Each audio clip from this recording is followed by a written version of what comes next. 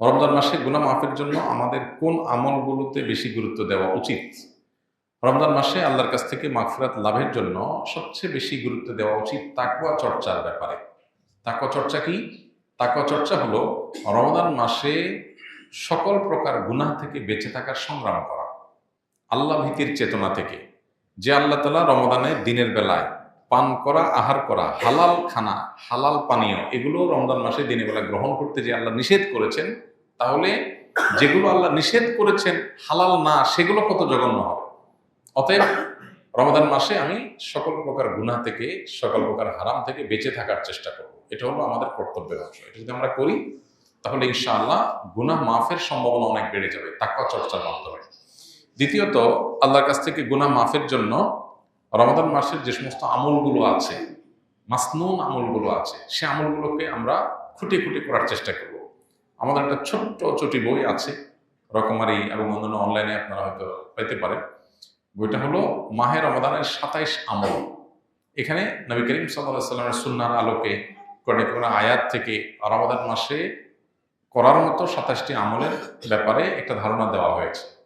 এই আমলগুলো যদি দিয়ে আমরা রমাদানকে সাজাতে পারি, তাহলে ইনশাআল্লাহ রমাদান মাস আমাদের গুনাহ মাফের মাস হিসাবে আল্লাহর কাছে গ্রহণযোগ্য হতে পারে, মকবুল হতে পারে। এটা আমার জন্য সুবর্ণ সুযোগ হতে পারে। আল্লাহ আমাদের সবাইকে রমাদান মাসে বেশি বেশি করে আল্লাহর কাছে গুনাহ মাফের আমলগুলো করার তৌফিক দান করুন। একটা বিশেষ উদ্যোগ রমাদান মাসে আমাদের থাকা উচিত তাকওয়ার পাশাপাশি, সেটা হলো দোয়া।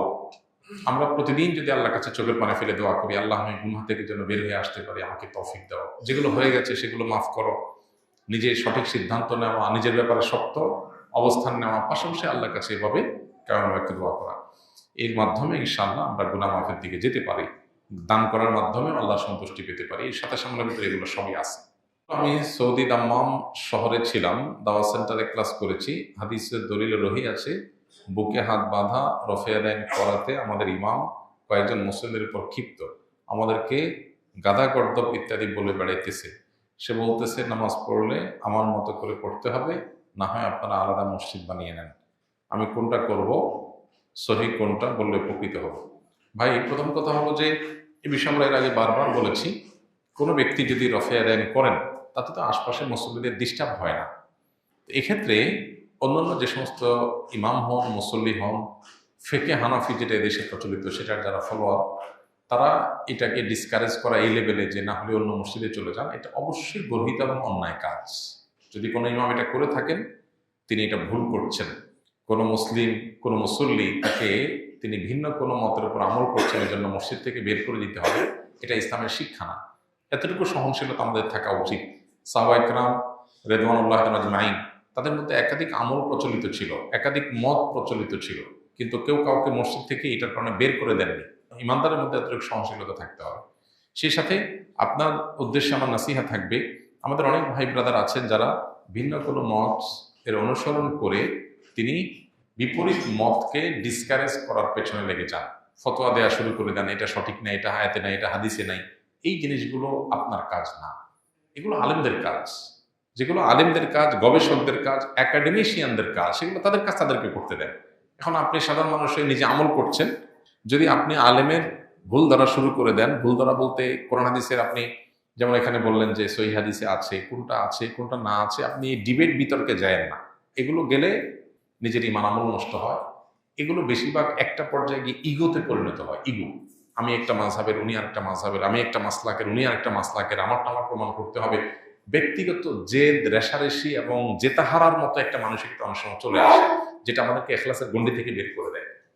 এই জন্য আল্লাহর ভয় অন্তরে থাকা উচিত। আমি যেটাকে সঠিক মনে করছি, আমল করছি, আমি চাই আমার অন্য ভাই সঠিকটার উপর আমল করুক, কিন্তু এই ওলামাদের, ইমামদের ইস্তিহাদগত বিষয়ে ডিসকারেজ করা, ভুল ভাল বলে বা আপনার ফতোয়া দিয়ে বা এটার বিরুদ্ধে আপনার ডিবেট বিতর্ক উস্কে দিয়ে বা এই সমস্ত কিছুর পিছনে সময় ব্যয় করে আমরা বেশিরভাগ ক্ষেত্রে নফসের চাহিদা পূরণ করি, বেশিরভাগ ক্ষেত্রে আমাদের দিলের আকাঙ্ক্ষা পূরণ করি, বা আমরা ইখলাসের গণ্ডি থেকে অনেক ক্ষেত্রে আমরা বের হয়ে যাই। এই জায়গাতে উভয়ের সবারই সতর্ক থাকা কাম্য। আমি তো মনে করছি আমি সঠিকটা করছি, কিয়ামতের ময়দানে জান্নাতে আমার যাওয়াটা হলো লক্ষ্য, সেখানে আমি পারবো কিনা, সেটা হলো গুরুত্বপূর্ণ প্রশ্ন। আমি করছি, আল্লাহর কাছে যদি গ্রহণযোগ্য না হয়, আল্লাহ যদি বলেন আমি গ্রহণ করলাম না, আল্লাহ গ্রহণ না করার জন্য করার কারণ দরকার নেই। আল্লাহ চাইলে গ্রহণ করবেন, চাইলে না করবেন। আপনি একটা মাটির কিছু তৈরি করেছেন, করে আপনি ভেঙে ফেলছেন, পৃথিবীর কোনো আইন আদালত আপনাকে কিছু বলতে পারবেন না। আপনি তৈরি করেছেন মাটি দিয়ে, আপনি ভেঙে ফেলছেন, আপনি কারোর ক্ষতি করেন না। আমরা আল্লাহর সৃষ্টি, আল্লাহ সৃষ্টিকর্তা। আল্লাহ আমাদেরটা গ্রহণ করবেন, করবেন না, জান্নাতে দিবেন, জাহান্নামে দিবেন, পৃথিবীতে সৃষ্টি জগতে কেউ তাকে জিজ্ঞেস করার নাই। লা ইউসআল আম্মা ইয়াফআল ওয়া হুম ইউসআলুন। তিনি যা করেন তার জন্য কোনো জবাবদিহিতা কারোর কাছে নেই। তাহলে আমার তো দিল থাকবে ভয় যে আমি কিয়ামতের ময়দানে আমার অবস্থা কি হবে। এখন আমি যদি সব বাতিলের খাতায় দিই, ফতোয়া দিতে থাকি, আর নিজেরা মনে করি আমি একেবারে জান্নাতি হয়ে গেলাম, এটা উচিত না।